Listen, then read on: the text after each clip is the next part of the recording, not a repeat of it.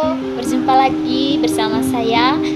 Saya atas nama Lydia Paskaliana Hadia dengan NPM 2020101. Saya dari kelas 2020D.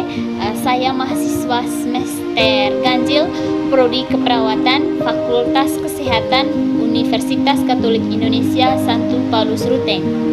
Pada video kali ini saya akan berbagi tentang konsep Pancasila sebagai sistem filsafat, di mana di video ini saya akan menjelaskan 4 topik pembahasan, yakni yang pertama tentang topik konsep hakikat filsafat dalam Pancasila, dan untuk yang kedua mengenai hakikat dari sila-sila Pancasila, dan untuk topik yang ketiga arti dari 5 lambang sila Pancasila. Oke, langsung saja kita mulai dari yang pertama, yaitu mengenai konsep hakikat filsafat dalam Pancasila, di mana di sini dijelaskan bahwa filsafat itu sekumpulan sikap dan kepercayaan terhadap kehidupan dan alam yang biasanya diterima secara tidak kritis, tetapi suatu proses kritik atau pemikiran terhadap kepercayaan dan sikap yang sangat dijunjung tinggi. Dan di sini juga dijelaskan sebagai usaha untuk mendapatkan gambaran keseluruhan. Selain itu juga dijadikan sebagai analisa logis dari bahasa serta penjelasan tentang arti kata dan konsep. Oke, itu saja penjelasan dari saya untuk topik yang pertama. Kita lanjutkan untuk topik yang kedua, mengenai hakikat Pancasila dari sila-sila Pancasila. Di mana di sini dijelaskan untuk yang pertama dari sila Pancasila yang pertama, yaitu ketuhanan yang Maha Esa. Di sini dijelaskan ketuhanan yang Maha Esa itu mengandung hakikat dan keyakinan adanya Tuhan yang Maha Esa, pencipta alam semesta beserta isinya. Keyakinan adanya Tuhan yang Maha Esa itu bukanlah suatu dogma atau kepercayaan yang tidak dapat dibuktikan kebenarannya melalui akal pikiran, melainkan suatu kepercayaan yang berakar pada pengetahuan yang benar, yang dapat diuji atau dibuktikan melalui kaidah-kaidah logika. Dan untuk sila yang kedua, yaitu kemanusiaan yang adil dan beradab, di mana di sini dijelaskan bahwa kemanusiaan itu berasal dari kata manusia, yaitu makhluk yang berbudi, yang mempunyai potensi rasa, kasa, dan cipta. Karena potensi inilah manusia itu menduduki martabat yang tinggi. Dengan akal budinya manusia menjadi berkebudayaan. Dengan budi nuraninya manusia menyadari nilai-nilai dan norma-norma. Dan adil itu mengandung arti bahwa suatu keputusan dan tindakan itu didasarkan atas norma-norma yang objektif, apalagi sewenang-wenang.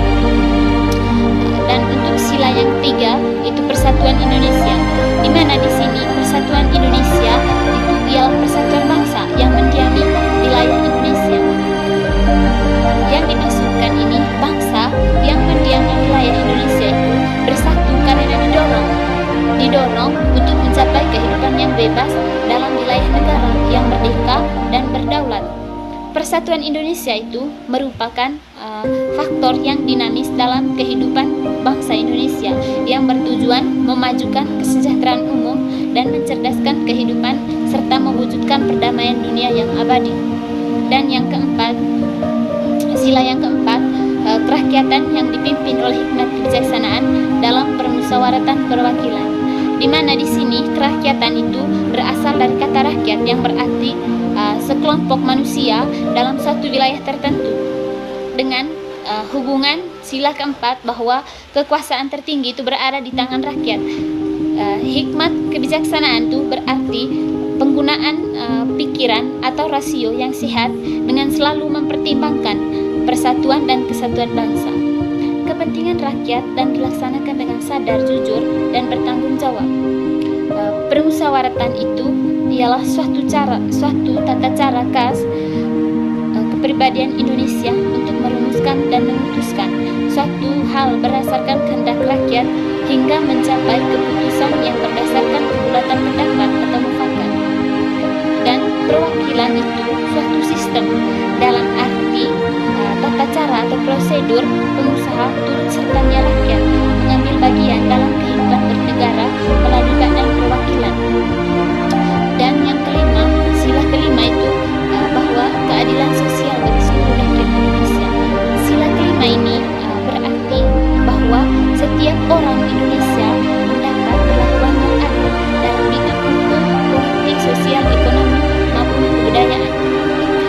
Oke, hanya itu saja yang bisa saya jelaskan untuk topik yang kedua ini. Baik, kita lanjut ke topik yang ketiga, yaitu mengenai arti dari 5 lambang sila Pancasila. Dalam sila pertama, yaitu yang berbunyi Tuhan Yang Maha Esa, lambang bintang emas.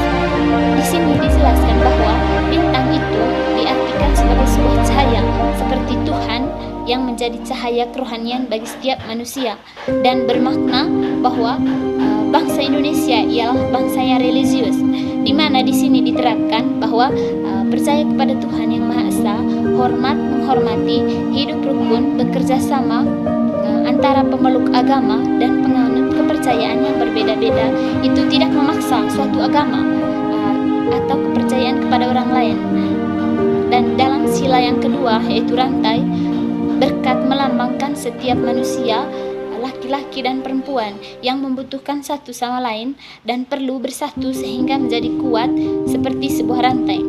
Dan yang ketiga, pohon beringin, di mana di sini dijelaskan bahwa sila ketiga di mana banyak orang bisa berteduh di bawahnya, seperti halnya semua rakyat Indonesia bisa berteduh di bawah. Seperti halnya semua rakyat Indonesia bisa berteduh di bawah naungan negara Indonesia. Dan yang keempat,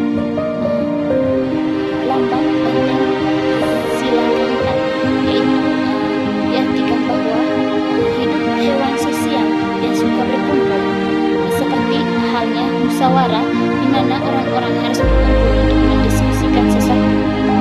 Dan yang kelima, padi dan kapas, di mana di sini dijelaskan bahwa kebutuhan dasar setiap manusia itu adalah pangan dan sandang sebagai syarat utama untuk mencapai kemakmuran. Oke, baik, sekian saja